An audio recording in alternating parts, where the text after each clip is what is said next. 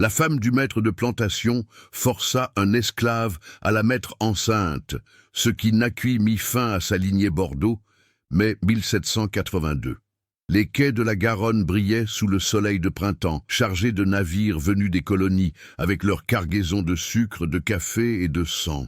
Dans le quartier des Chartrons, les hôtels particuliers des armateurs s'élevaient comme des monuments à la richesse bâtie sur l'esclavage. Parmi eux se trouvait la demeure des Beaux Séjours, 3 étages de pierre blanche, des fenêtres hautes encadrées de fer forgé et une cour intérieure pavée où se dressait une fontaine importée de Versailles.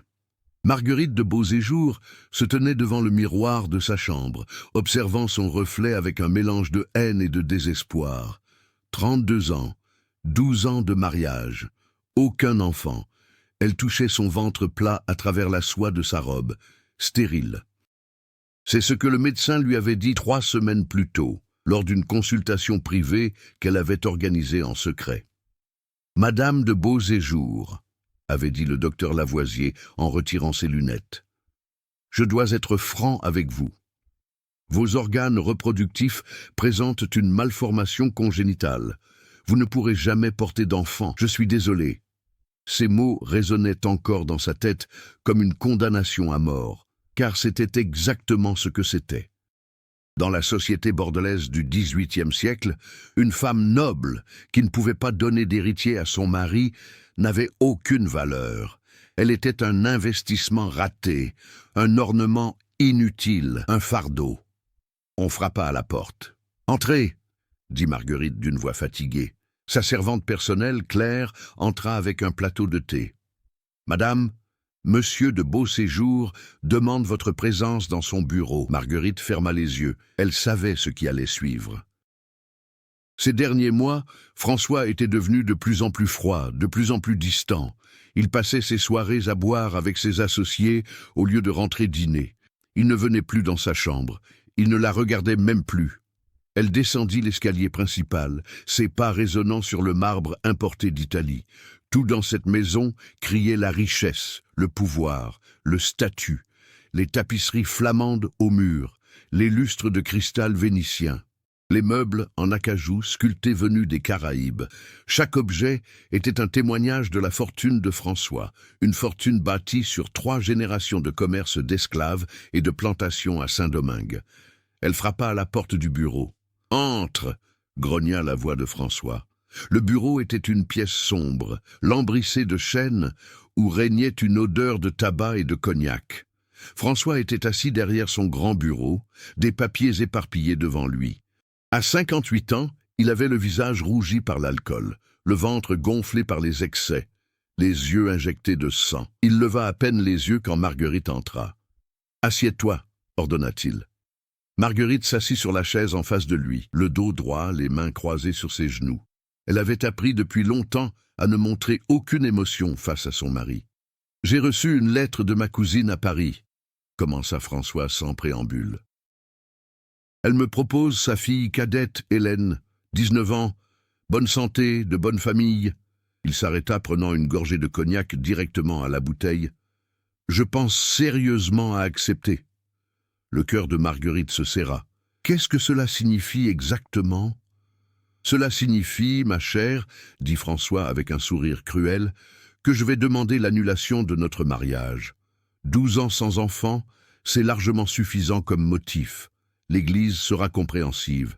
Et puis, j'ai fait suffisamment de dons généreux à l'évêché ces dernières années. Tu ne peux pas faire ça. »« Oh, si, je peux !» François se leva, contournant son bureau pour se tenir devant elle. « Regarde-toi, Marguerite, tu as 32 ans.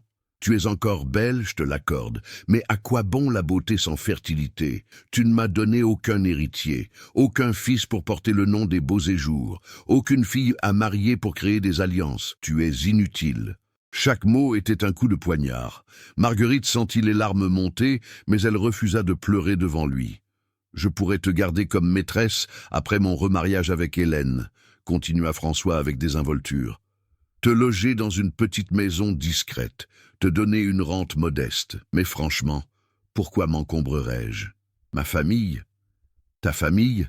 ricana François. Ta famille était ruinée quand ton père m'a supplié de t'épouser. J'ai payé toutes ses dettes. J'ai sauvé votre nom de la honte. Et en échange, tu m'as donné quoi? Rien. 12 ans de rien. Il retourna s'asseoir derrière son bureau, signifiant que la conversation était terminée. Tu as 3 mois. D'ici là, je veux que tu aies quitté cette maison. Tu peux retourner chez ta sœur Louise si elle veut bien te prendre. Maintenant, sors. Marguerite se leva, chancelante. Elle quitta le bureau sans un mot, refermant doucement la porte derrière elle. Dans le couloir, elle s'appuya contre le mur, essayant de respirer. 3 mois. Elle avait 3 mois avant d'être jetée dehors, déshonorée, ruinée. Elle monta dans sa chambre et s'effondra sur son lit, laissant enfin les larmes couler. Que pouvait-elle faire? Où pouvait-elle aller? Louise, sa sœur aînée, était veuve et vivait seule dans l'hôtel particulier adjacent. Elle pourrait peut-être l'accueillir. Mais pour combien de temps? Et dans quel statut? Celui de sœur pauvre et stérile, objet de pitié. Non, il devait y avoir une autre solution. Il devait y avoir un moyen de sauver son mariage, sa position, sa vie. Mais quoi? Le lendemain soir, Marguerite rendit visite à sa sœur Louise. L'hôtel particulier de Louise était plus petit que celui des Beaux et Jours, mais tout aussi élégant. Louise l'accueillit dans son salon privé, un espace intime, décoré de portraits de famille et de livres. « Ma chère Marguerite, » dit Louise en la serrant dans ses bras, « je suis si heureuse de te voir. Cela fait si longtemps. » Louise de Montfort avait 45 ans. Veuve depuis 7 ans, elle avait hérité d'une fortune confortable de son défunt mari, un négociant en vin. Sans enfant, elle aussi, elle avait décidé de consacrer sa vie à la lecture, au salon littéraire et à la gestion de ses investissements. C'était une femme intelligente, pragmatique, qui ne se laissait pas émouvoir facilement. Les 2 sœurs s'installèrent dans des fauteuils près de la cheminée. Un domestique apporta du vin et des biscuits, puis se retira discrètement. « Tu as l'air terrible », constata Louise sans détour. « Que se passe-t-il » Marguerite raconta tout, le diagnostic du médecin, la conversation avec François, la menace d'annulation du mariage. Quand elle eut terminé, elle pleurait à nouveau. Louise resta silencieuse un long moment, sirotant son vin, réfléchissant.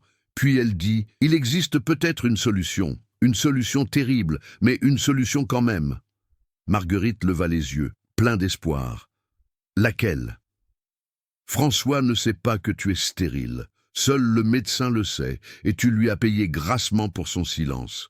François pense simplement que tu n'es pas encore tombée enceinte après 12 ans. C'est rare, mais pas impossible.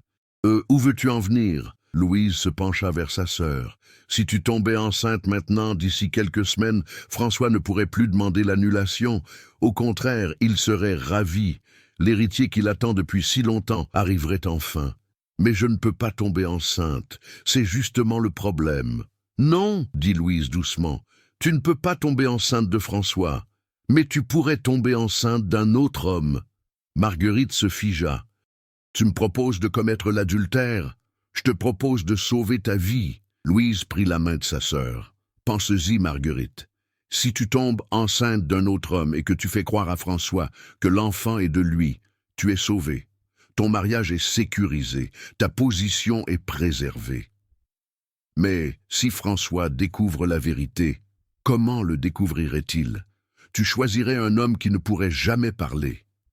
Un homme qui n'aurait aucun pouvoir pour revendiquer la paternité. Quel genre d'homme? Louise hésita, puis prononça le mot qui changerait tout. Un esclave. Le silence tomba dans le salon. Marguerite regardait sa sœur comme si elle était devenue folle. « Tu es sérieuse ?»« Parfaitement. » Louise se leva et se mit à faire les 100 pas. « Pense-y. Un esclave n'a aucun droit légal. Il ne peut pas revendiquer un enfant. Il ne peut pas témoigner contre son maître. Et surtout, si tu choisis bien, si tu le menaces et le récompenses correctement, il gardera le silence pour toujours. Mais c'est de la folie. C'est un péché terrible. Plus terrible que d'être jeté à la rue. Plus terrible que de vivre le reste de ta vie dans la honte et la pauvreté. » Louise se rassit, regardant sa sœur dans les yeux. « Marguerite, je sais que c'est choquant.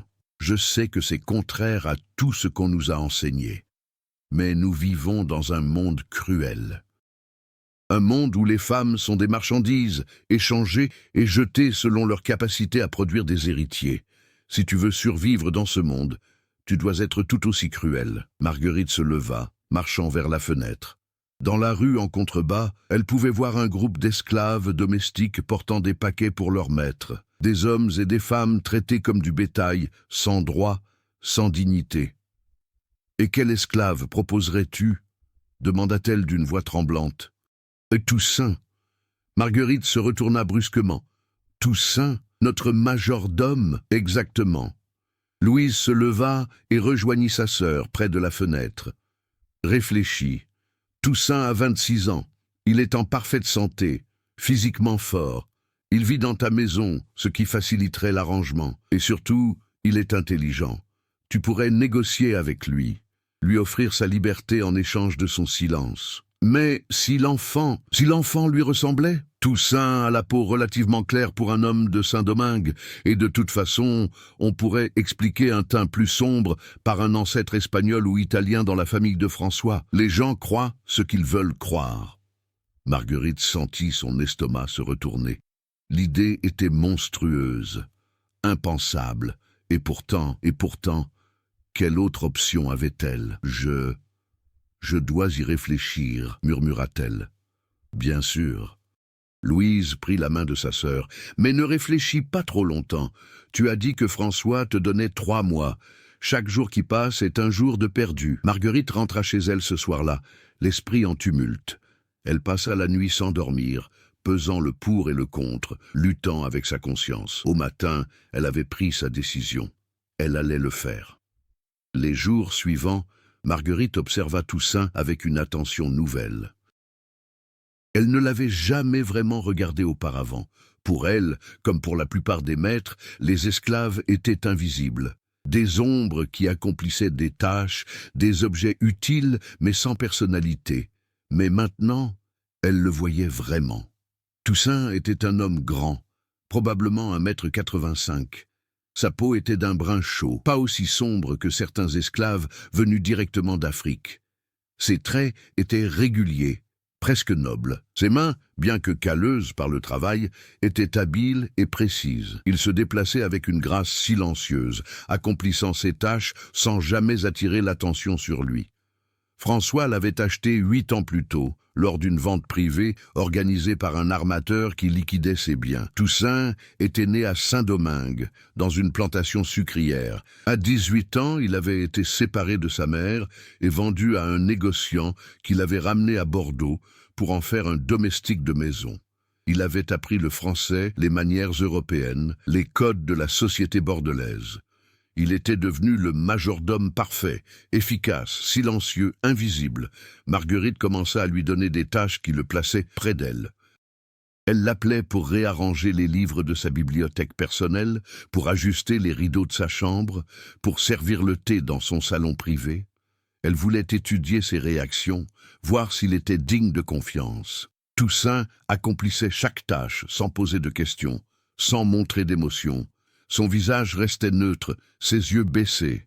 C'était le masque que tous les esclaves apprenaient à porter pour survivre. Mais Marguerite sentait qu'il y avait quelque chose derrière ce masque, une intelligence cachée, une conscience observatrice. Un soir, alors que François était sorti pour l'un de ses dîners d'affaires, Marguerite convoqua Toussaint dans son bureau privé. C'était une petite pièce au 2e étage, rarement utilisée, loin des oreilles indiscrètes des autres domestiques. Toussaint entra, fermant doucement la porte derrière lui. Il se tint debout près de l'entrée, attendant les ordres. « Approche-toi », dit Marguerite.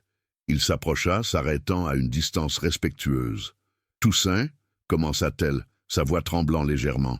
« Je vais te demander quelque chose de très inhabituel. » Il ne dit rien, attendant. « Sais-tu lire et écrire ?»« Oui, madame. »« Qui te l'a appris ?»« Mon premier maître à Saint-Domingue, madame. Il était prêtre. Il pensait que tous les hommes, même les esclaves, devaient connaître la parole de Dieu. »« Je vois. » Et Marguerite prit une profonde inspiration. Toussaint, je vais être direct avec toi. J'ai besoin de ton aide, et en échange de cette aide, je suis prête à t'offrir quelque chose que tu désires certainement plus que tout au monde. Pour la première fois, Toussaint leva les yeux et la regarda vraiment. « Qu'est-ce que vous voulez, madame? Je veux que tu me mettes enceinte. » Le silence qui suivit fut si profond que Marguerite pouvait entendre son propre cœur battre. Toussaint ne montra aucune surprise, aucun choc. Son visage resta parfaitement neutre. Mais Marguerite vit ses mains se serrer légèrement, le seul signe qu'il avait entendu. « Je suis stérile », continua Marguerite rapidement. « Mon mari ne le sait pas, mais il va demander l'annulation de notre mariage si je ne lui donne pas d'héritier bientôt.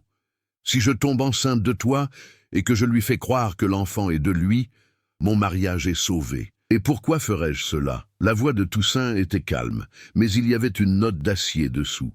« Parce que si tu le fais, je te donnerai ta liberté. » Marguerite sortit un papier de son bureau.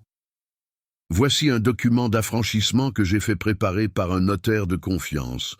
Il est daté et signé, mais le nom est laissé en blanc. Si tu acceptes de faire ce que je demande, et si tu gardes le silence absolu sur cet arrangement, ce document sera rempli avec ton nom après la naissance de l'enfant. Tu seras libre. » Toussaint regarda le papier comme s'il s'agissait du plus grand trésor du monde, la liberté. Après 26 ans d'esclavage, la liberté. « Et si je refuse ?» Marguerite durcit sa voix. « Si tu refuses, je dirai à mon mari que tu as essayé de m'agresser sexuellement. Tu seras fouetté publiquement puis pendu. C'est la loi. » Toussaint hocha lentement la tête. « Je comprends. Vous me donnez le choix entre être votre étalon reproducteur ou mourir. Je te donne le choix entre la liberté et la mort. Ce n'est pas vraiment un choix, madame. »« Non, » admit Marguerite. « Mais c'est le seul que je peux t'offrir. » Toussaint resta silencieux pendant un long moment. Puis il dit « J'accepte. Mais j'ai une condition. » « Laquelle ? » « Je veux ce document d'affranchissement maintenant. Pas après la naissance. Maintenant, je le cacherai. Et si vous ne tenez pas votre promesse, je le rendrai public et je raconterai toute l'histoire. Même si cela signifie ma mort, je vous entraînerai dans ma chute. » Marguerite fut surprise par son audace, mais elle comprit aussi que c'était juste. Si elle voulait qu'il lui fasse confiance, elle devait lui donner un gage. « D'accord, dit-elle, mais tu ne peux remplir ce document qu'après la naissance et après mon autorisation explicite. Si tu le fais avant, l'accord est rompu. » Compris. Marguerite lui tendit le papier. Toussaint le prit, le plia soigneusement et le glissa à l'intérieur de sa chemise. « Quand cela doit-il commencer ?» demanda-t-il d'une voix neutre. « Ce soir.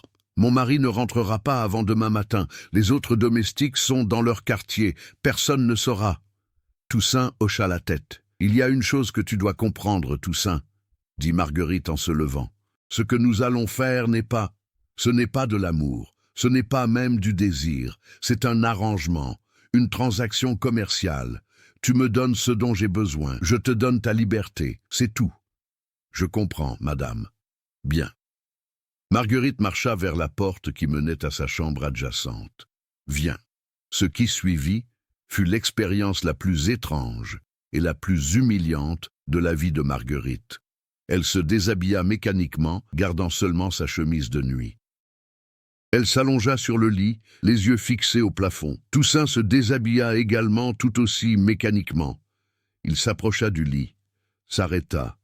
« Madame, » dit-il doucement, « si nous faisons cela uniquement comme une transaction, comme vous le dites, cela pourrait ne pas fonctionner. Le corps d'une femme n'est pas une machine. Il répond aux émotions, aux sensations. » Marguerite se tourna vers lui, surprise. « Qu'est-ce que tu essaies de dire ? Je dis que si vous voulez que cela fonctionne, que vous tombiez vraiment enceinte, vous devez me laisser faire ce qui est nécessaire. Vous devez me faire confiance. » Marguerite ferma les yeux. Elle haïssait cette situation.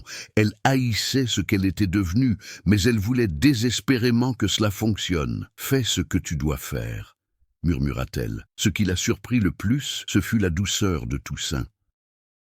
Il ne la toucha pas comme un esclave accomplissant un ordre. Il la toucha comme un homme touchant une femme, avec respect, avec patience, avec une tendresse inattendue. Marguerite, qui n'avait connu que les attouchements brutaux et expéditifs de François, fut désorientée par cette approche. Malgré elle, son corps commença à répondre. Elle se sentit rougir de honte en réalisant qu'elle éprouvait du plaisir. Quand ce fut terminé, Toussaint se retira immédiatement, se rhabillant en silence. « Je reviendrai demain soir, dit-il simplement. « Oui, » répondit Marguerite, incapable de le regarder. Il quitta la chambre sans un mot de plus. Marguerite resta allongée dans son lit, les yeux fixés au plafond, essayant de comprendre ce qui venait de se passer. Elle avait pensé que ce serait simple, un acte mécanique, un moyen pour arriver à une fin, mais cela n'avait pas été simple du tout. Les semaines suivantes établirent un rythme étrange. 2 ou 3 fois par semaine, quand François était absent ou profondément endormi après avoir bu, Toussaint venait dans la chambre de Marguerite.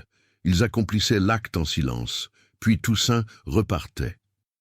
Marguerite essayait de maintenir une distance émotionnelle. Elle se répétait que c'était juste un arrangement, que Toussaint n'était qu'un outil, un moyen d'obtenir ce dont elle avait besoin. Mais plus les semaines passaient, plus cette distance devenait difficile à maintenir. Un soir, après leur union, Toussaint ne se retira pas immédiatement comme d'habitude. Il resta allongé à côté d'elle dans le lit, regardant le plafond. « À quoi penses-tu » demanda Marguerite malgré elle. Il fut surpris par la question.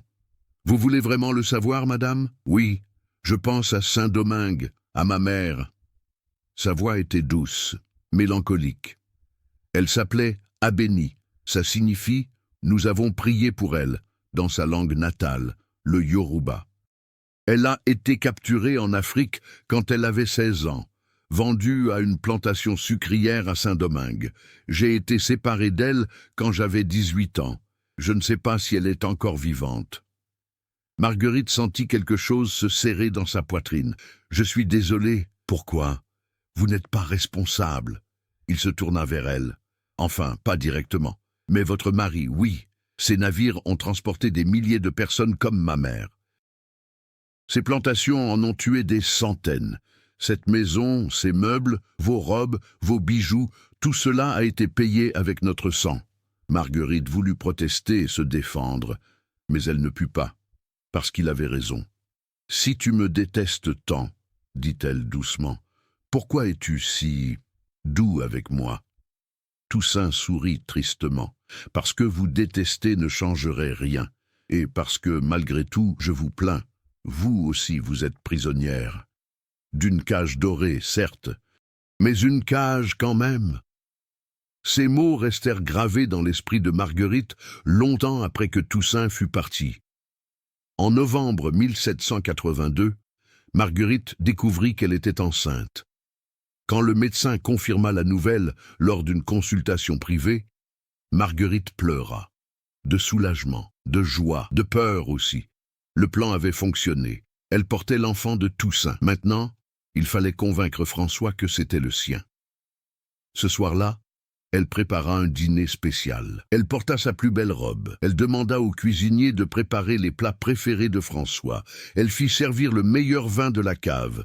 François, surpris par cette attention soudaine, accepta de dîner avec elle. Pendant le repas, Marguerite fut charmante, attentive, tout ce qu'une épouse devait être. Puis au dessert, elle lui dit « François, j'ai une nouvelle merveilleuse à t'annoncer. » Il leva les yeux de son assiette. « Quoi donc ?»« Je suis enceinte. » Le silence tomba dans la salle à manger. François la regarda, incrédule. « Quoi ? Je suis enceinte. Le médecin l'a confirmé aujourd'hui. Tu vas être père. » François se leva lentement, son visage passant par une gamme d'émotions. Surprise, incrédulité, puis finalement joie. « Tu es sérieuse ? » ?»« Parfaitement sérieuse. » Il contourna la table et la prit dans ses bras pour la première fois depuis des mois. « Mon Dieu !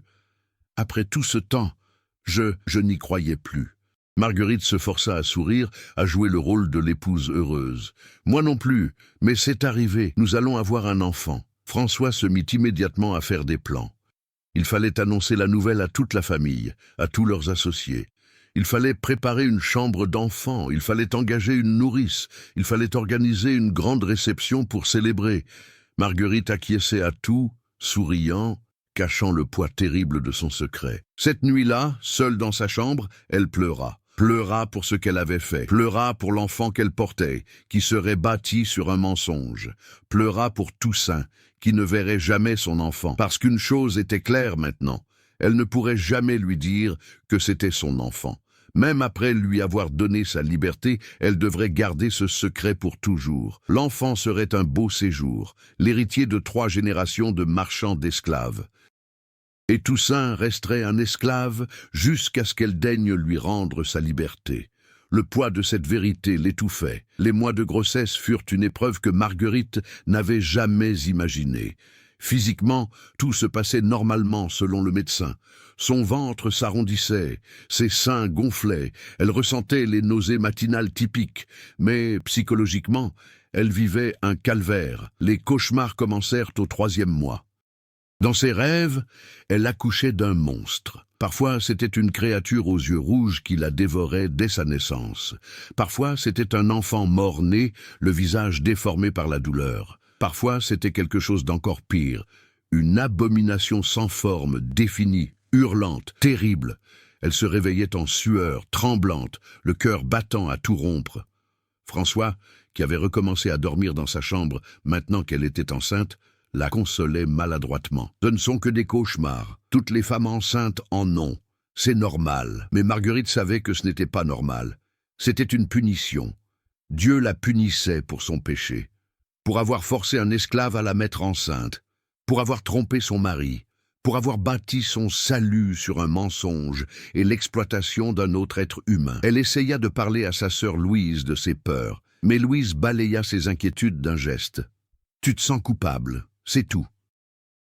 Mais tu n'as pas le choix. Tu as fait ce que tu devais faire pour survivre. L'enfant sera normal, sain, beau, tu verras. » Marguerite voulait la croire, mais les cauchemars ne s'arrêtaient pas. Durant sa grossesse, Marguerite évita Toussaint autant que possible. Quand elle le croisait dans les couloirs, elle détournait le regard. Elle ne pouvait pas le regarder sans penser à ce qu'ils avaient fait à l'enfant qu'elle portait. Toussaint, pour sa part, maintint une distance professionnelle parfaite. Il accomplissait ses tâches comme toujours, silencieux, efficace, invisible. Si quelqu'un dans la maison soupçonnait quelque chose, il ne le montra jamais. Mais un jour, au 5e mois de grossesse, alors que Marguerite descendait l'escalier principal, elle trébucha. Elle perdit l'équilibre sur le point de tomber en avant, ce qui aurait pu tuer l'enfant. Toussaint, qui passait dans le hall à ce moment-là, bondit et la rattrapa juste à temps. Pendant un bref instant, ils se retrouvèrent face à face, son corps pressé contre le sien. Marguerite pouvait voir ses yeux de près, pouvait sentir la force de ses bras qui la tenaient. « Ça va, madame ?» demanda-t-il calmement. « Oui, merci. » Il l'aida à retrouver son équilibre, puis s'écarta immédiatement. « Vous devriez faire plus attention, madame. Les escaliers sont dangereux dans votre état. »« Je serai plus prudente. » Ils se séparèrent, chacun continuant son chemin. Mais Marguerite sentait encore la chaleur de ses mains sur ses bras. Elle toucha son ventre, sentant l'enfant bouger à l'intérieur. « Ton enfant, pensa-t-elle. Cet enfant est le tien, et tu ne le sauras jamais. » François était aux anges. Il parlait constamment de l'héritier à venir. Il avait déjà décidé que ce serait un garçon. Il refusait même d'envisager que ce pourrait être une fille. « Mon fils, disait-il en touchant le ventre de Marguerite, sera le plus grand marchand que Bordeaux ait jamais connu. Je vais lui apprendre tout ce que je sais. Les routes maritimes, les contacts à Saint-Domingue, comment négocier avec les capitaines de navires, comment gérer une plantation, comment faire fructifier une fortune. » Marguerite écoutait en silence, sentant la nausée monter, et ce n'était pas à cause de la grossesse. Cet enfant qu'elle portait était conçu dans le mensonge. Élevé dans le mensonge, destiné à perpétuer un système bâti sur le sang et la souffrance. L'ironie était cruelle, l'enfant d'un esclave deviendrait un maître d'esclaves, mais elle n'avait pas le choix, pas maintenant. Il était trop tard pour faire marche arrière. Au 7e mois, quelque chose d'étrange commença à se produire. Marguerite remarqua que les autres esclaves de la maison la regardaient différemment. Il y avait de la peur dans leurs yeux. comme s'il savait quelque chose qu'elle ignorait. Un soir, alors qu'elle se préparait pour le lit, sa servante personnelle Claire, une jeune esclave de Saint-Domingue, s'approcha d'elle d'un air hésitant. « Madame, murmura-t-elle, puis-je vous parler ?»« Bien sûr, Claire, qu'y a-t-il » Claire jeta un coup d'œil nerveux vers la porte, comme pour s'assurer que personne n'écoutait. « À Saint-Domingue, là d'où je viens, il y a des histoires, des légendes. Sur les enfants conçus dans le péché et le mensonge. » Marguerite sentit son sang se glacer. Quel genre d'histoire? On dit que... Claire hésita. On dit que ces enfants sont maudits, qu'ils naissent difformes, ou morts, ou possédés par des esprits mauvais. C'est la vengeance des ancêtres pour les crimes commis. Claire, ce ne sont que des superstitions. Peut-être, madame, mais... Elle toucha le ventre de Marguerite avec une révérence inquiète. Cet enfant, il porte un grand secret, n'est-ce pas? Marguerite recula, terrifiée. Que veux-tu dire?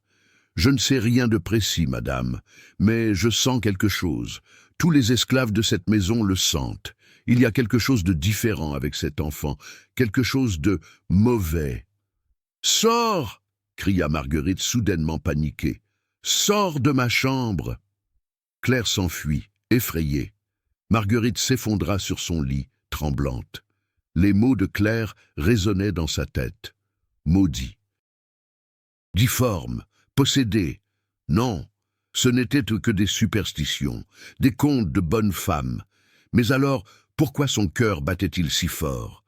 Pourquoi avait-elle si peur? Les 2 derniers mois de grossesse furent un enfer. Les cauchemars empirèrent. Marguerite dormait à peine. Quand elle fermait les yeux, elle voyait des visions terrifiantes. Un enfant aux yeux noirs, un enfant qui pleurait du sang, un enfant dont la peau se décomposait. Elle maigrissait malgré son ventre énorme. Son visage devenait pâle, creusé. François s'inquiéta et fit venir plusieurs médecins. Ils dirent tous la même chose. C'était le stress de la grossesse. Cela passerait après l'accouchement. Mais Marguerite savait que ce n'était pas ça. C'était la culpabilité, le poids du mensonge, la terreur de ce qui allait naître. Un soir, 3 semaines avant la date prévue de l'accouchement, elle convoqua Toussaint dans son bureau. Il entra, fermant la porte derrière lui. Il ne s'était pas parlé seul à seul depuis le début de la grossesse. « Tu voulais me voir, madame ?»« Oui. » Marguerite se leva difficilement, son ventre énorme la déséquilibrant. « J'ai besoin de savoir quelque chose. Quoi donc ? Y a-t-il dans ta famille, à Saint-Domingue, des... » Elle cherchait ces mots. Des malformations, des maladies héréditaires, quelque chose qui pourrait affecter l'enfant. Toussaint la regarda avec une expression indéchiffrable. « Ah, pourquoi cette question maintenant ? Réponds-moi. » Il réfléchit un moment. « Ma mère était en parfaite santé quand je l'ai connue, forte, résiliente. Il fallait l'être pour survivre dans les plantations. Je ne connais pas mon père, mais moi-même, je n'ai jamais été malade, aucune déformation, rien. Alors l'enfant devrait être normal ? En théorie, oui, mais madame, il s'approcha d'elle. Vous ne semblez pas bien, vous avez peur. Pourquoi ? Marguerite se détourna, marchant vers la fenêtre. Dehors, la nuit tombait sur Bordeaux. Les lampadaires à huile s'allumaient dans les rues. « Je fais des cauchemars », murmura-t-elle. « Des cauchemars terribles sur l'enfant. Et il y a des rumeurs parmi les domestiques. Ils disent que l'enfant est maudit. Ce ne sont que des superstitions. Peut-être, ou peut-être est-ce une punition divine pour ce que nous avons fait, pour le mensonge que nous vivons. » Toussaint resta silencieux un moment, puis il dit doucement, « Si quelqu'un devrait être puni, c'est votre mari, pas vous, pas moi, pas cet enfant innocent. Votre mari a causé la souffrance de milliers de personnes. Il a séparé des mères de leurs enfants. Il a vendu des êtres humains comme du bétail. Si Dieu existe, si la justice existe, c'est lui qui devrait payer. » Marguerite se tourna vers lui. « Mais nous avons péché aussi. J'ai péché en te forçant. Tu as péché en acceptant. Aviez-vous vraiment le choix? Avais-je vraiment le choix ?» La voix de Toussaint était calme, mais ferme. « Nous vivons dans un monde où les puissants écrasent les faibles. où la survie exige parfois de faire des choses terribles. Si cela fait de nous des pécheurs, alors toute l'humanité est pécheresse. Ces paroles apportèrent un certain réconfort à Marguerite, mais pas assez pour chasser totalement sa peur. « Quand l'enfant naîtra, dit-elle, je tiendrai ma promesse. Tu auras ta liberté, tu pourras partir, vivre ta vie. Et vous ? Moi, Marguerite toucha son ventre. Je vivrai avec le mensonge. Pour toujours. Le travail commença le 10 juillet 1783, en pleine nuit. Marguerite se réveilla avec des douleurs terribles dans le bas-ventre. Elle cria, réveillant François qui dormait à côté d'elle. « Le bébé arrive !» cria-t-il paniqué. « Quelqu'un, vite, allez chercher la sage-femme !» La maison se réveilla dans le chaos. Des domestiques couraient dans tous les sens. On envoya chercher Madame Dubois, la meilleure sage-femme de Bordeaux. On prépara la chambre d'accouchement. On fit bouillir de l'eau. On apporta des draps propres. Marguerite fut transportée dans la chambre d'accouchement, une pièce au 2e étage, spécialement aménagée pour cet événement. Louise arriva rapidement, prenant la main de sa sœur. « Tout va bien se passer, » murmura-t-elle. « Tu vas voir, l'enfant sera parfait. » Mais Marguerite savait. Elle le savait au plus profond de son être. Quelque chose n'allait pas. Le travail dura 20 heures de douleur atroce. Madame Dubois, la sage-femme, s'inquiétait. « L'enfant est en mauvaise position, dit-elle. Il ne descend pas comme il devrait. Faites quelque chose !» cria François depuis le couloir. On ne le laissait pas entrer dans la chambre. Ce n'était pas convenable pour un homme d'assister à un accouchement. « Je fais de mon mieux, monsieur. » Les heures passèrent. La douleur empirait. Marguerite hurlait, poussait, pleurait. Elle sentait que quelque chose déchirait à l'intérieur d'elle. « Poussez !» criait Madame Dubois. « Encore, plus fort !» Et enfin, après 20 heures de torture, l'enfant sortit. Le silence qui suivit fut terrible. Madame Dubois regardait le nouveau-né avec une expression d'horreur pure. « Mon Dieu !» murmura-t-elle. « Quoi ?» Marguerite essayait de se redresser. « Qu'est-ce qu'il y a ? Montrez-moi mon enfant !» Madame Dubois hésita puis tendit le bébé à Marguerite, et Marguerite hurla. L'enfant était difforme. Son visage était tordu, comme fondu. Ses yeux étaient de tailles différentes, l'un normal, l'autre énorme et bombé. Sa bouche était une fente asymétrique qui laissait voir ses gencives. Ses membres étaient mal formés, avec des doigts fusionnés et des os qui saillaient à des angles impossibles. Et sa peau n'était ni blanche ni noire, mais d'une couleur grisâtre, maladive, presque translucide, laissant voir les veines bleues dessous. Mais le pire, c'étaient ses yeux. Ses yeux étaient complètement noirs. Pas de pupilles visibles. Juste 2 trous d'encre qui semblaient fixer Marguerite avec une intelligence malveillante. « Non !» sanglotait Marguerite. « Non, non, non !» François entra en trombe dans la chambre, ignorant les protocoles. « Qu'est-ce qui se passe ? Pourquoi crie-t-elle » Il vit l'enfant, son visage devint livide. « Qu'est-ce que c'est que cette chose ?»« Votre fils, monsieur » murmura Madame Dubois, terrifiée. « Ce n'est pas mon fils !» rugit François. « Aucun beau séjour n'a jamais produit une telle abomination !» L'enfant commença à crier, un cri aigu, strident, qui ne ressemblait à rien de ce que les personnes présentes avaient jamais entendu. Un cri inhumain. Marguerite le tenait contre elle, pleurant. « Mon bébé, mon pauvre bébé !» François se tourna vers elle, ses yeux pleins de rage et de suspicion. « Avec qui as-tu couché ? Qui est le vrai père de cette chose ? C'est ton fils !» cria Marguerite. « C'est notre fils !» Menteuse. François la gifla. Putain menteuse. Louise intervint, s'interposant entre François et sa sœur. Arrêtez, elle vient d'accoucher. Vous ne voyez pas qu'elle est en état de choc. Mais François ne l'écoutait pas. Il regardait l'enfant difforme avec un mélange d'horreur et de dégoût. Débarrassez-moi de ça, ordonna-t-il à Madame Dubois. Emmenez-le, je ne veux pas le voir. On arracha l'enfant des bras de Marguerite. Elle hurla, essayant de le retenir, mais elle était trop faible. Madame Dubois emmena le nouveau-né dans une chambre adjacente. Les autres domestiques présents restèrent figés, terrifiés par ce qu'ils venaient de voir. François quitta la pièce en claquant la porte laissant Marguerite effondrée dans son lit, sanglotant. Louise s'assit à côté d'elle, la prenant dans ses bras. « Ma pauvre sœur, c'est ma faute, » sanglotait Marguerite. « C'est ma punition. Dieu me punit pour ce que j'ai fait. »« Non, non, ce n'est pas ta faute. C'est, Louise cherchait ses mots, c'est un accident de la nature.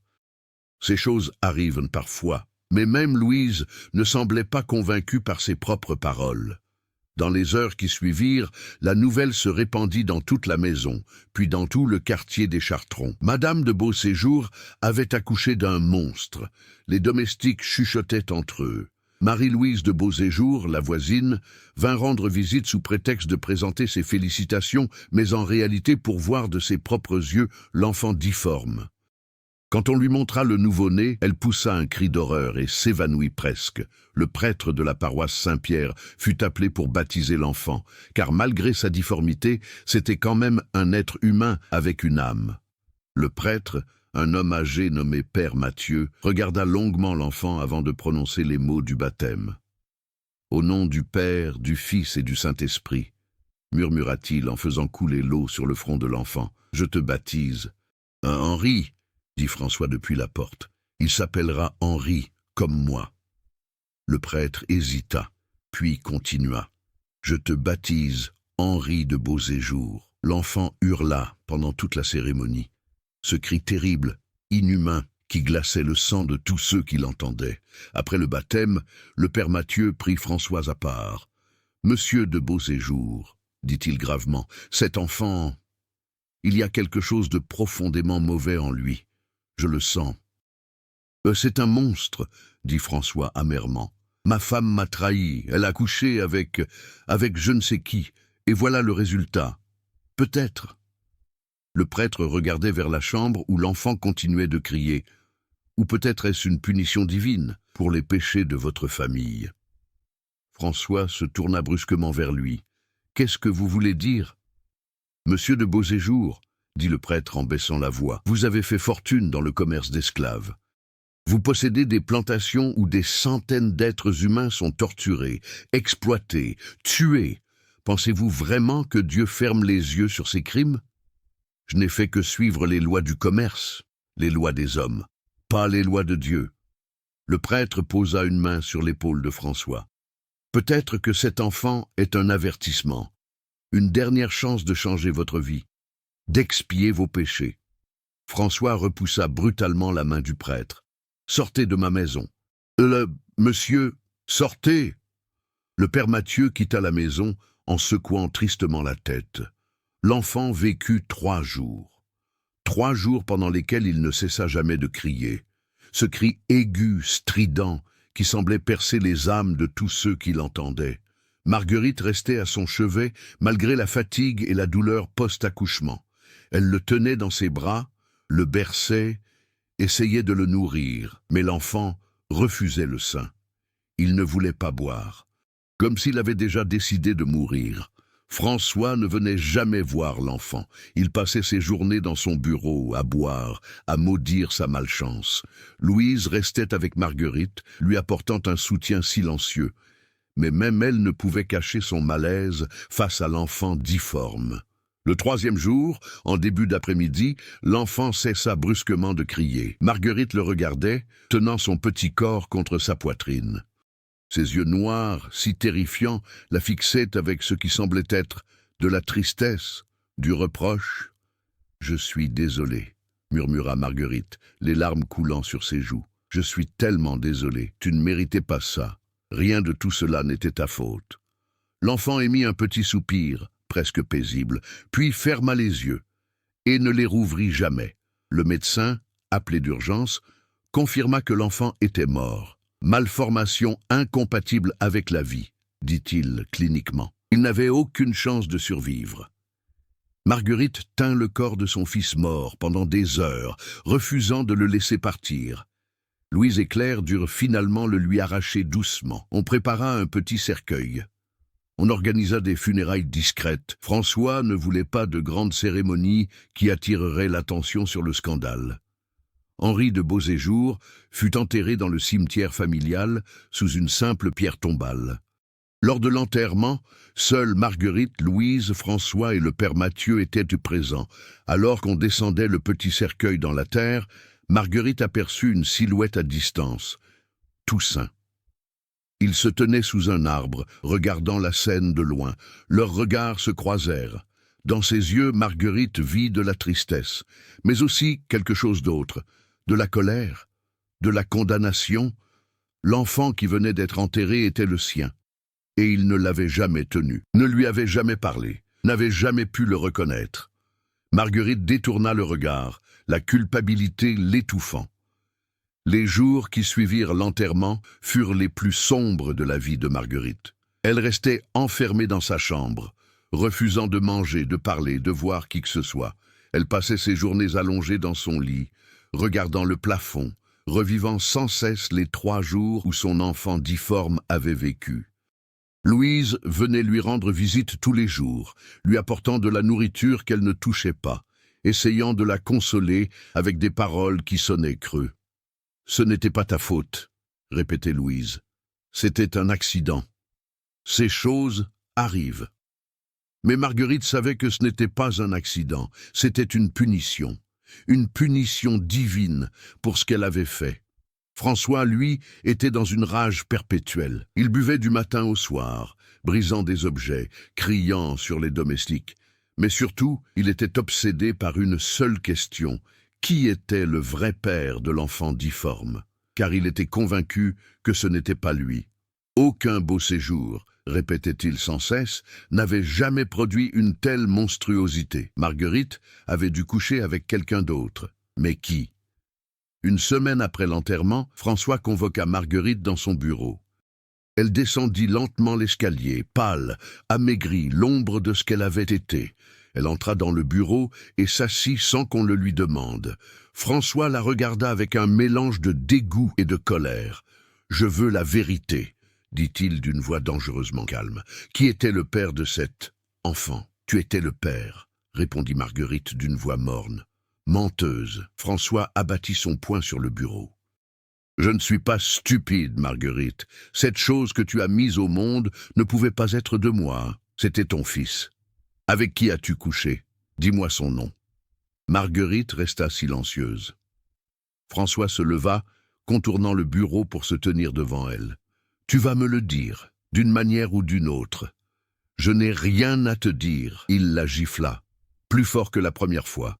Marguerite tomba de sa chaise, sa joue explosant de douleur. « Dis-moi son nom. » Marguerite se releva lentement. Il y avait quelque chose de nouveau dans ses yeux, quelque chose de dur, de froid. Toute la douleur, toute la culpabilité des dernières semaines s'était transformée en autre chose, en rage. « Tu veux savoir qui était le père ?» dit-elle d'une voix glaciale. « Tu veux vraiment savoir ?»« Oui, c'était Toussaint. » Le silence qui suivit fut absolu. François la regardait comme si elle venait de parler une langue étrangère. « Quoi ? Toussaint, ton esclave, le majordome, c'est lui qui m'a mise enceinte. » François devint blanc, puis rouge, puis violet. « Tu as couché avec un esclave ? » « Oui. »« Mon propre esclave ? » ?»« Oui. »« Tu es... » François cherchait ses mots, tellement la rage l'étouffait. « Tu es une putain répugnante. Tu as souillé notre nom avec un nègre. »« Je l'ai fait pour te donner un héritier, » répliqua Marguerite avec une amertume glaciale. « Car je suis stérile, François. J'ai toujours été stérile. Je ne pouvais pas te donner d'enfant. Alors j'ai trouvé une solution. »« Une solution ?» François tremblait de rage. « Tu appelles ça une solution? Coucher avec un esclave? Tu allais me répudier, j'étais désespéré. Et maintenant tu m'as donné un monstre métis qui va souiller notre lignée pour toujours. L'enfant est mort, » dit Marguerite froidement. « Ta précieuse lignée est sauve. » François la fixa avec une haine pure. « Non, elle n'est pas sauve, parce que maintenant, tout Bordeaux sait que tu as accouché d'un monstre. Les rumeurs circulent déjà. On dit que les Beauséjour sont maudits. Mon nom est détruit. Ma réputation est en ruine. Et tout ça à cause de toi. »« À cause de moi ?» Marguerite se leva, faisant face à son mari. « Non, François. À cause de toi. À cause de ton obsession de la lignée. À cause de ta cupidité. À cause de toutes ces années où tu as traité des êtres humains comme du bétail, où tu as construit ta fortune sur le sang et la souffrance. Peut-être que l'enfant difforme était ta punition, ta malédiction. François la gifla à nouveau, si fort qu'elle tomba au sol. « Garde aux arrêts !» cria-t-il. « Qu'on enferme cette putain dans sa chambre !» 2 domestiques entrèrent et emmenèrent Marguerite. Elle ne résista pas. Elle était au-delà de la résistance maintenant. François resta seul dans son bureau, tremblant de rage. Toussaint, son propre esclave, l'homme qu'il avait acheté, qu'il possédait, avait osé toucher sa femme. Cela ne resterait pas impuni. Cette nuit-là, François convoqua tous les domestiques de la maison dans la cour intérieure. Les 20 esclaves et serviteurs se rassemblèrent, terrifiés, ne sachant pas ce qui allait se passer. François se tenait sur le perron, une bouteille de cognac à la main. Son visage était rouge, ses yeux injectés de sang. « Amenez-moi Toussaint », ordonna-t-il. 2 hommes allèrent chercher Toussaint dans les quartiers des domestiques. Il arriva quelques minutes plus tard, son visage impossible à lire. « Toussaint », dit François d'une voix dangereusement calme, « ma femme vient de m'avouer quelque chose d'intéressant. » Toussaint ne dit rien. « Elle m'a dit que tu l'as mise enceinte. Que l'enfant difforme qui est né était le tien. Est-ce vrai ?» Toussaint regarda François dans les yeux, puis il dit simplement « Oui ». Un murmure choqué parcourut l'assemblée des domestiques. « Tu admets donc avoir couché avec ta maîtresse ?» Elle m'a ordonné de le faire. Elle m'a menacé de mort si je refusais. Je n'avais pas le choix. « Il n'y a pas d'excuse pour ce que tu as fait, » rugit François. « Tu as souillé ma femme, tu as détruit ma lignée, tu as produit un monstre. » « Le monstre, » dit Toussaint calmement, « n'était pas de ma faute. C'était la volonté de Dieu, une punition pour vos crimes. » « Mes crimes ? Vos 3 générations de commerce d'esclaves, les milliers de vies que vous avez détruites, les familles que vous avez séparées, les corps que vous avez torturés. Si quelqu'un mérite d'être puni, c'est vous. » François descendit les marches du perron et gifla Toussaint avec toute sa force. Toussaint chancela mais ne tomba pas. « Joseph, Thomas !» cria François. « Emmenez-le aux caves, enchaînez-le !» 2 domestiques saisirent Toussaint par les bras et l'entraînèrent vers l'escalier qui menait aux caves. Toussaint ne résista pas. Il savait que c'était inutile. François se tourna vers les autres domestiques. « Que cela serve de leçon à vous tous. Si l'un d'entre vous ose défier son maître, si l'un d'entre vous ose toucher ce qui m'appartient, le même sort vous attend. » Les domestiques baissèrent tous la tête, terrifiés. Dans les caves sombres et humides de l'hôtel particulier, Toussaint fut enchaîné au mur. Les chaînes étaient lourdes, en fer forgé, conçues pour retenir même l'homme le plus fort. François descendit quelques heures plus tard, accompagné de 2 de ses associés, M. Delacroix et M. Beaumont, 2 autres armateurs du quartier des Chartrons. « Messieurs, » dit François, « je vous ai demandé de venir en tant que témoins. Je vais punir cet esclave pour son crime, et je veux que tout Bordeaux sache que François de Beauséjour ne tolère aucune offense. » Les 2 hommes acquiescèrent, mal à l'aise mais n'osant pas s'opposer. François s'approcha de Toussaint, tenant un fouet dans sa main. « Tu vas payer pour ce que tu as fait. » Le premier coup tomba, puis le 2e, puis le 3e. Toussaint serra les dents, refusant de crier. Il ne donnerait pas à François cette satisfaction. Mais après le 20e coup, il ne put plus retenir ses cris. Son dos n'était plus qu'une masse de chair déchirée, de sang et de douleur. François continuait de frapper, encore et encore, possédé par une rage qu'il ne contrôlait plus. Après le 50e coup, M. Delacroix intervint. « François, arrêtez, vous allez le tuer. »« C'est exactement ce que je veux, » rugit François. « Non. » Delacroix posa fermement sa main sur le bras de François. « Si vous le tuez maintenant, en pleine rage, ce sera considéré comme un meurtre, même s'il n'est qu'un esclave. Vous aurez des problèmes avec les autorités. » François hésita, puis laissa tomber le fouet. « Alors que proposez-vous ? » « Vendez-le aux galères. C'est une mort plus lente mais tout aussi certaine. Et c'est légal. » François hocha la tête. « Très bien. Demain matin, il sera vendu aux galères de Marseille. » Les 3 hommes quittèrent les caves, laissant Toussaint enchaîné, baignant dans son propre sang. Marguerite, enfermée dans sa chambre, entendit les cris venant des caves. Elle savait ce qui se passait.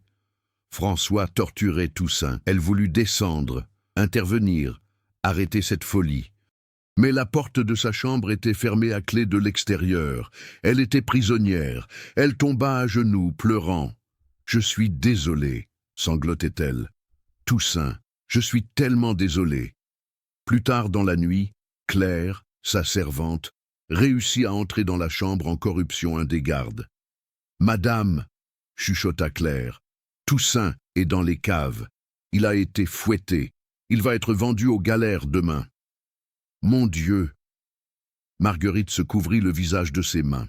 « Il faut que je le voie. C'est impossible, madame. Vous êtes surveillée. Il le faut. » Marguerite saisit les mains de Claire. « S'il te plaît, aide-moi. » Claire hésita, puis hocha la tête. « Je vais essayer. Attendez minuit. » À minuit, Claire revint avec les clés des caves. Elle guida Marguerite à travers les couloirs sombres de la maison, évitant les gardes, jusqu'à l'escalier qui descendait aux caves. Marguerite descendit, une bougie à la main. L'odeur de sang et de chair brûlée lui souleva le cœur. Elle trouva Toussaint enchaîné dans une cellule au fond des caves. Quand elle vit son dos déchiré, couvert de sang, elle poussa un cri étouffé. « Toussaint !» Il leva la tête. Ses yeux étaient voilés de douleur, mais toujours conscients. « Madame Marguerite, » murmura-t-il, « vous ne devriez pas être ici. Je devais te voir. » Elle s'agenouilla à côté de lui, touchant doucement son visage. « Je suis tellement désolé. Tout ça est ma faute. » « Non. » Il secoua faiblement la tête. « C'est la faute du système.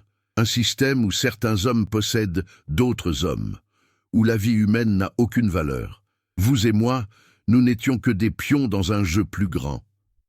François va te vendre aux galères demain. » « Je sais. » Un sourire triste passa sur son visage. « Au moins, je mourrai libre. Plus libre que je ne l'ai jamais été. Car je ne serai plus la propriété de personne. Ne dis pas ça. Il doit y avoir un moyen. Il n'y en a pas. » Toussaint toucha la main de Marguerite. « Mais je veux que vous me promettiez quelque chose. »« Quoi ? » ?»« Survivez. Ne laissez pas François vous détruire. Vivez. Pour moi. Pour notre enfant qui n'a jamais eu la chance de vivre. Comment pourrais-je vivre avec cette culpabilité? Parce que vous le devez. Parce que si vous mourrez, alors tout cela n'aura servi à rien. » Il serra sa main. « Et peut-être un jour, raconter notre histoire. Pas pour vous glorifier, mais pour montrer la cruauté de ce système, pour que d'autres comprennent ce que l'esclavage fait aux êtres humains. » Marguerite pleurait. « Je te promets. »« Bien. » Toussaint ferma les yeux. « Maintenant, partez, avant qu'on ne vous découvre ici. Au revoir, Toussaint. » « Au revoir, Marguerite. Dans un monde meilleur, peut-être aurions-nous pu être heureux ensemble. » Elle l'embrassa une dernière fois sur le front, puis quitta les caves, le cœur brisé.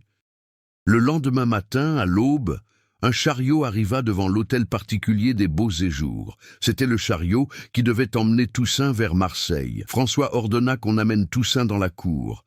Tous les domestiques furent convoqués pour assister à son départ. François voulait que ce soit une leçon pour tous. Toussaint fut traîné hors des caves. Il pouvait à peine marcher, son dos déchiré le faisant grimacer à chaque mouvement. Mais il refusa d'être porté. Il marcha de lui-même la tête haute, refusant de montrer sa faiblesse. Il fut chargé sur le chariot, enchaîné à d'autres prisonniers destinés aux galères. Avant que le chariot ne parte, François s'approcha de lui. « Tu vas payer pour ce que tu as fait. Les galères te briseront, tu mourras lentement dans la douleur et l'humiliation. » Toussaint le regarda dans les yeux, et puis il dit d'une voix forte que tous pouvaient entendre. « Je te maudis, François de Beaux Séjours. Je maudis ton nom. Je maudis ta lignée. Je maudis ta fortune bâtie sur le sang d'innocents. » Un silence de mort tomba dans la cour. « Aucun beau séjour ne survivra à cette génération, » continua Toussaint. « Ton nom s'éteindra. Ta fortune sera dispersée, tes plantations brûleront, tes navires couleront, Et toi, tu mourras seul et abandonné, hanté par les fantômes de tous ceux que tu as détruits. » François devint livide. « Fermez-lui la bouche. » Mais Toussaint continuait, sa voix résonnant comme celle d'un prophète. « Et à tous ceux qui ont construit leur richesse sur l'esclavage, je dis ceci. Votre temps viendra. La justice viendra. Peut-être pas aujourd'hui, peut-être pas demain, mais elle viendra, car aucune fortune bâtie sur l'injustice ne peut durer éternellement. » Le conducteur du chariot fouetta les chevaux. Le chariot s'ébranla, emportant Toussaint vers son destin. Mais ces dernières paroles restèrent suspendues dans l'air, glaçant le cœur de tous ceux qui les avaient entendues. François essaya de rire, de minimiser ce qui venait de se passer. Ce ne sont que les divagations d'un esclave condamné. Ne les écoutez pas. Mais tous ceux qui étaient présents dans la cour ce jour-là ne les oublièrent jamais, car moins d'1 an plus tard, la malédiction de Toussaint commencerait à se réaliser. Toussaint mourut sur la route vers Marseille. Ses blessures s'étaient infectées, la fièvre l'avait pris. Le 3e jour du voyage, près de Lyon, il rendit son dernier souffle, enchaîné dans le chariot, sous un ciel gris. Son corps fut jeté dans une fosse commune au bord de la route, sans cérémonie, sans prière. Juste un numéro de plus dans le registre des morts anonymes. Mais même mort, sa malédiction continuait de vivre. Août 1783, 1 mois après la mort de Toussaint. Marguerite était toujours enfermée dans sa chambre. François refusait de la voir, de lui parler.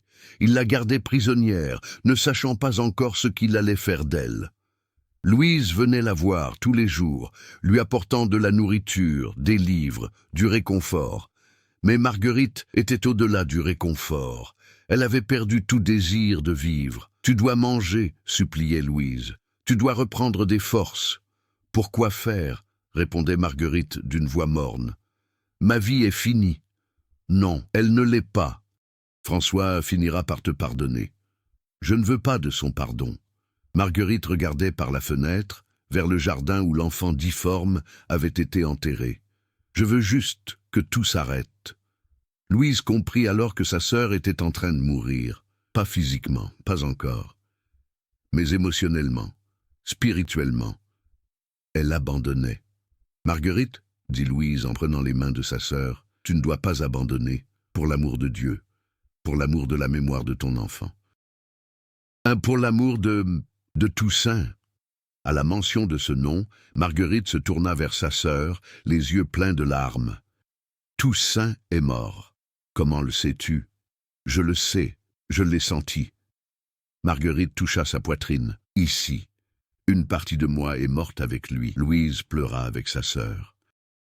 Parce qu'elle comprenait maintenant que malgré tout, malgré le fait que leur liaison avait commencé comme une transaction, comme un arrangement désespéré, Marguerite était tombée amoureuse de Toussaint.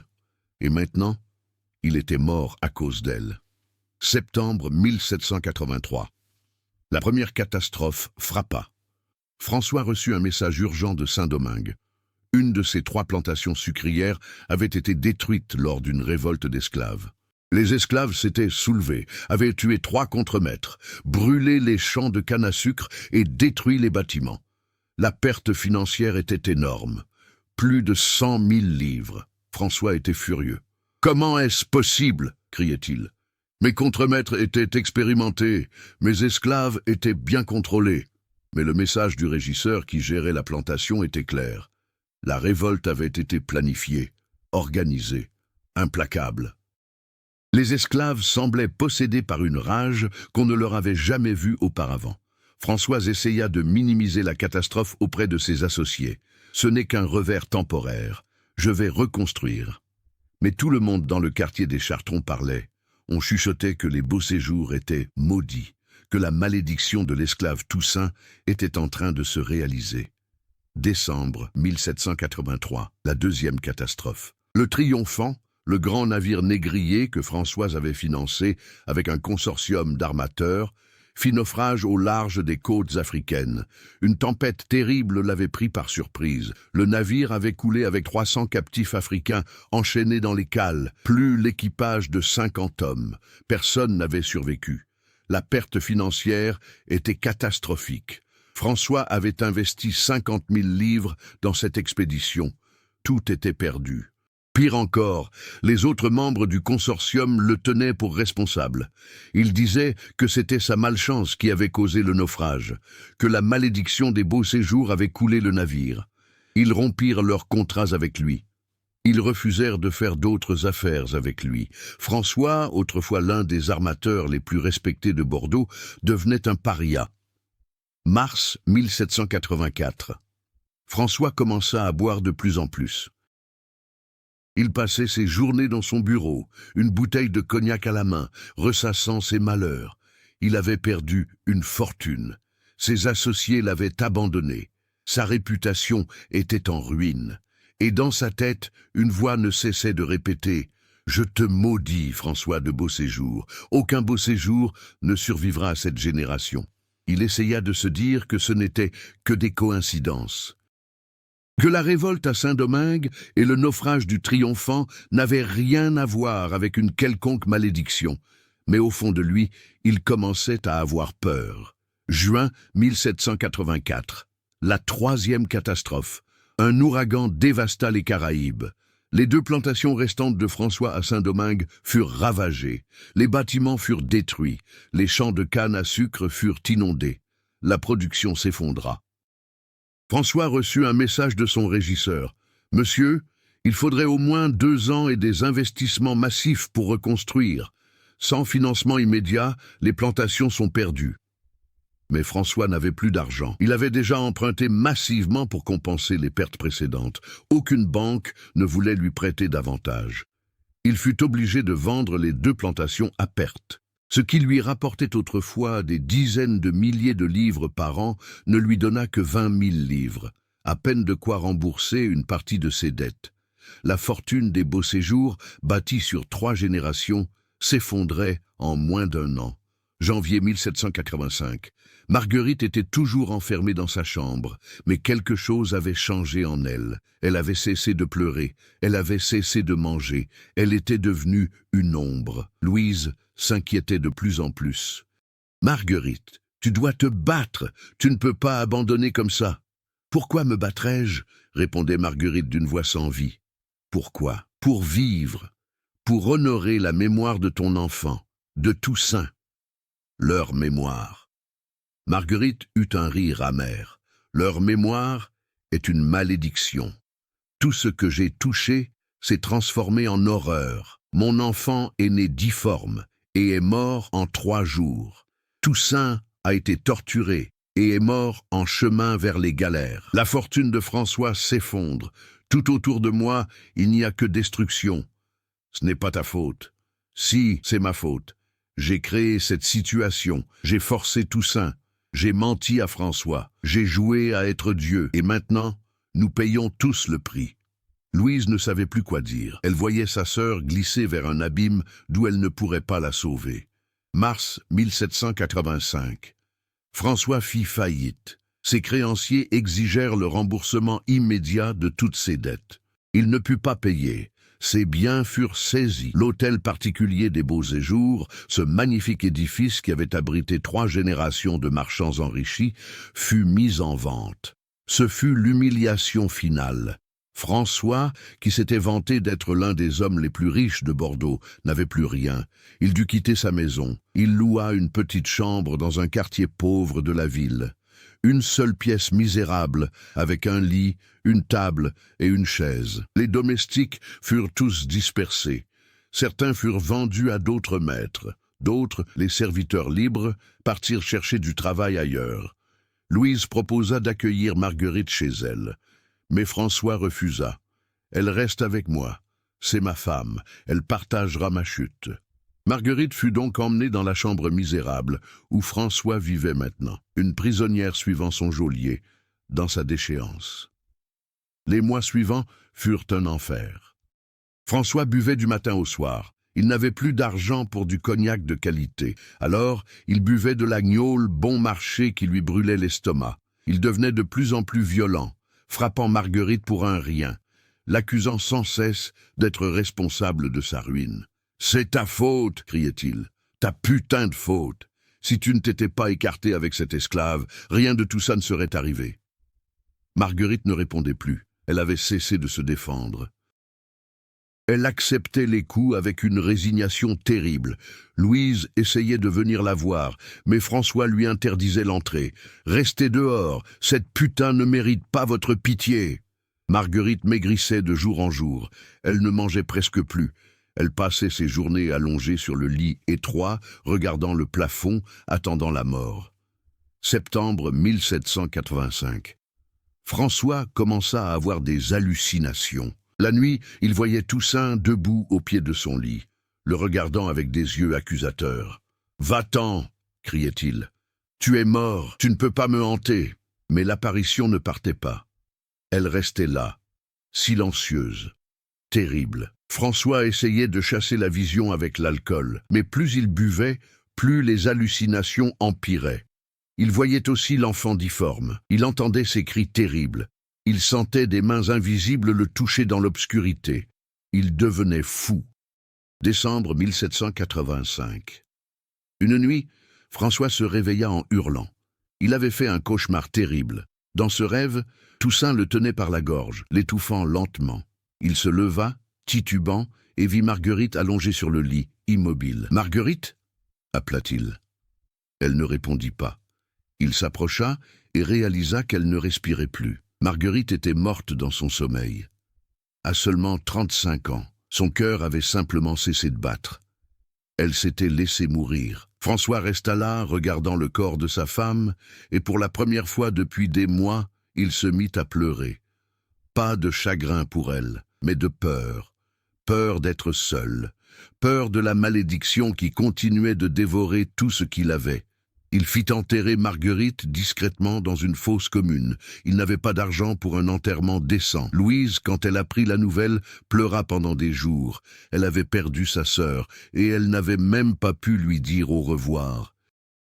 Après la mort de Marguerite, François sombra complètement. Il vivait maintenant dans la rue, ayant été expulsé de sa chambre misérable pour non-paiement du loyer. Il dormait sous les ponts, mendiait pour manger, buvait ce qu'il pouvait voler ou mendier. L'homme qui avait autrefois été l'un des plus riches armateurs de Bordeaux était devenu un clochard. Les gens qu'il avait connus autrefois, ses anciens associés, ses anciens amis, détournèrent le regard quand ils le croisaient dans la rue. Personne ne voulait être associé à sa déchéance. Certains murmuraient que c'était la malédiction de l'esclave Toussaint. D'autres disaient que c'était la justice divine, une punition pour ses crimes contre l'humanité. François lui-même était convaincu que c'était la malédiction. Il passait ses nuits à délirer, à parler à des fantômes invisibles, à supplier Toussaint de lui pardonner. Mais les fantômes ne répondaient jamais. Mars 1789. La Révolution française approchait. Dans tout le pays, le peuple commençait à se soulever contre les aristocrates, contre les riches, contre ceux qui avaient exploité les pauvres pendant des siècles.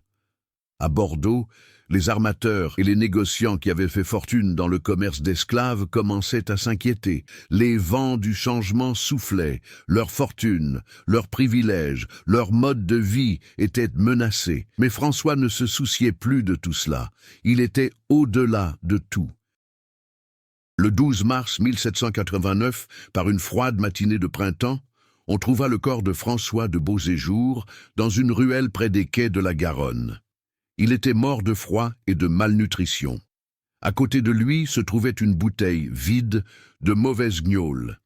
Personne ne réclama son corps, personne ne pleura sa mort.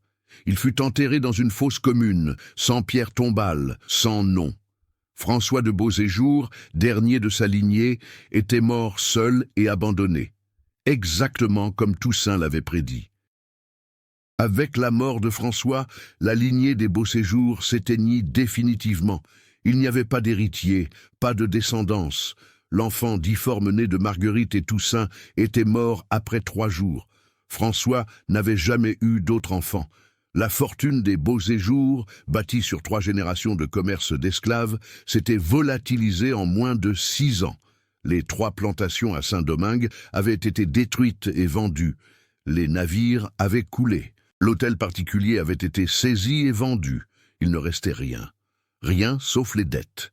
Le nom de Beauséjour disparut des registres de Bordeaux, comme s'il n'avait jamais existé. Louise de Montfort vécut jusqu'en 1798. Elle mourut à 58 ans, emportée par une pneumonie. Avant de mourir, elle écrivit une longue lettre racontant l'histoire de sa sœur Marguerite. Comment elle avait forcé un esclave à la mettre enceinte pour sauver son mariage. Comment l'enfant était né difforme. Comment François avait torturé et tué Toussaint. Comment la malédiction avait détruit toute la famille. Elle cacheta cette lettre et la confia à son notaire avec instruction de ne l'ouvrir qu'après sa mort. Quand la lettre fut ouverte, elle causa un scandale dans ce qui restait de la bonne société bordelaise. Beaucoup refusèrent d'y croire. Ils disaient que c'était une invention, un conte moral.